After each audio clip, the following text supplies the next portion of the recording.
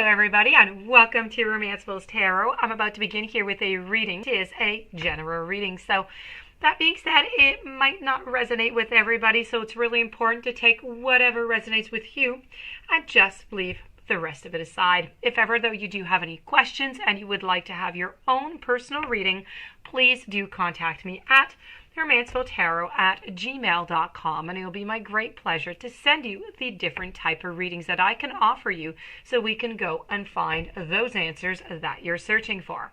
Also, if you do enjoy the channel and you have not yet subscribed, please do take a brief moment of your time to click the subscribe button to show your support to the channel and to myself, and it would be mostly appreciated.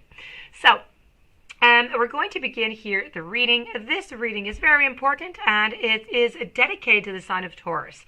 I'm saying dedicated to the sign of Taurus because I have channeled in the energy from your person, okay? These are messages from your person for the sign of Taurus.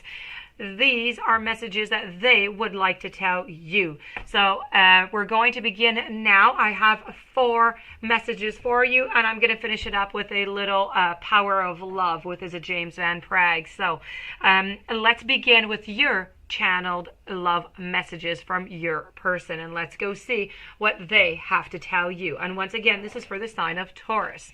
So let's flip these over. I have Neverending Story.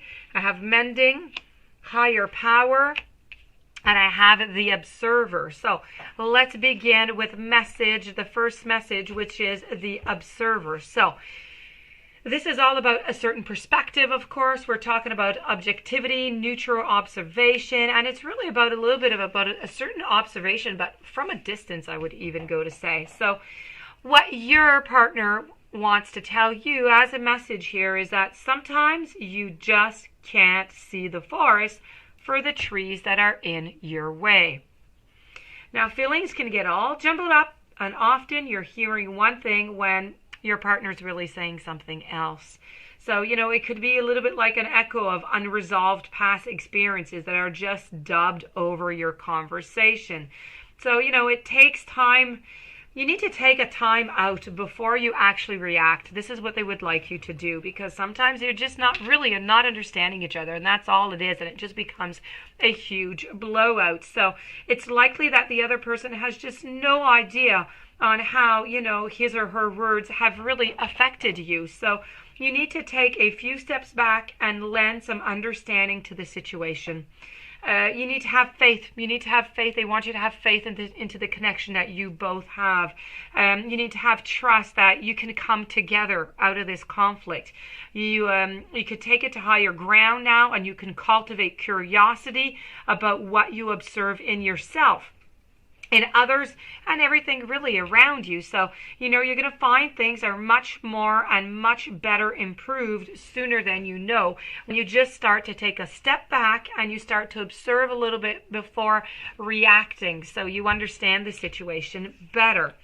We're going to move on now to the following message. So the following message is over here, and this is the Higher Power. Now, it's time to address how much effort you are giving to your relationship. This is, to your relationship with, let's say, spirit. This is all about recognizing that your partnership, right now, should be your number one priority. This is what they want. They want them to be your number one priority. They don't want, the friends, or they don't want the family. They want to be there. They're kind of feeling left out in this. So, it's really about the bond. The bond is essential to the growth. The bond is essential to the evolution of the relationship. And this is really about just trying to, tap into that connection that you have. And it's about remaining aware of your true nature, of the nature of you, of your partner, of the connection that you have, the evolving of it. So really what they want to say here is they want to be your number one. They don't want to be number 10 onto your list. They want to feel important. They need to feel more important in your eyes also.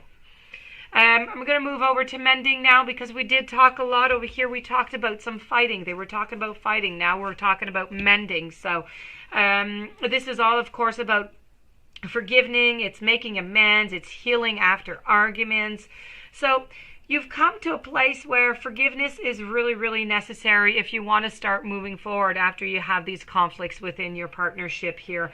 You and the other person are still experiencing the effects of hurt, and that's really impacting everything that you do in the relationship. Even if you're not aware of it, that is impacting you.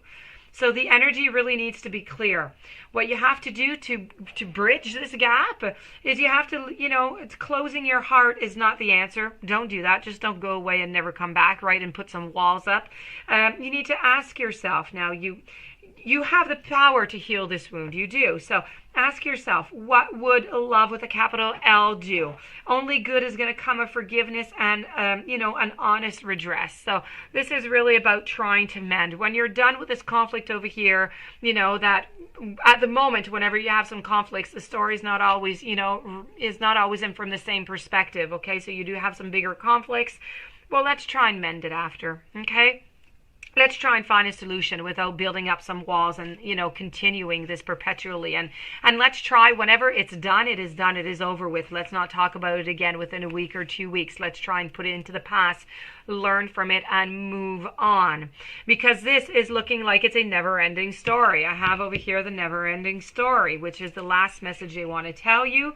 And sometimes your heart just enters into a contract with another that results in pain. Not because of abuse or neglect or anything like that. This is shame. It's fear of intimacy. It's low self-esteem. And it's the greatest challenges to success of this relationship. So you need to consider how valuable this knowledge is. Right now, you have an opportunity for very important healing. You must reflect on the stories that you weave about love, about connection, about abandonment, about rejection, about loneliness. Not only do you need to begin a new story within your relationship here, you need to forgive yourself. And you need to forgive yourself for telling you all those stories of the past. So, you need to have compassion for the part of you that believes all those narratives, and none of them were ever true anyway. So your main message here coming from your partner is, you know what? You need to let go of the past. Whatever was a past, what was not with your partner right now, needs to remain in the past. You need to grow in your self-confidence, in your self-worth, in your self-love. You need to believe into the union that you have, and you need to believe that and trust that you can move forward. In order to do that, whenever you do have any conflicts or anything, you need to mend. Okay? You need to mend them. You need to find some resolutions to move forward. And your partner doesn't want to be number 10, okay? Your partner wants to be number 1 or number 2. Let's put it that way. They don't want to be all the way down onto the list. They want to be more important for you. They're not feeling like they're taking enough place into your life right now. So I'm going to move over now to the message of James Van Praagh, that I have for you. And this is about acceptance. So this is throughout your sojourn on earth, you're going to be presented with many obstacles and lessons that are just going to test you. So, one of the most beautiful parts of life is being unpredictable. Nothing is permanent. Everything is constantly moving and evolving, especially in you and in your life. So you can progress faster spiritually by being open to the ebb and the flows of events and the twists and the turns at your soul companions all together. So, now is the time to become aware and acknowledge that these moments are not stumbling blocks, but they're merely opportunities for you to grow.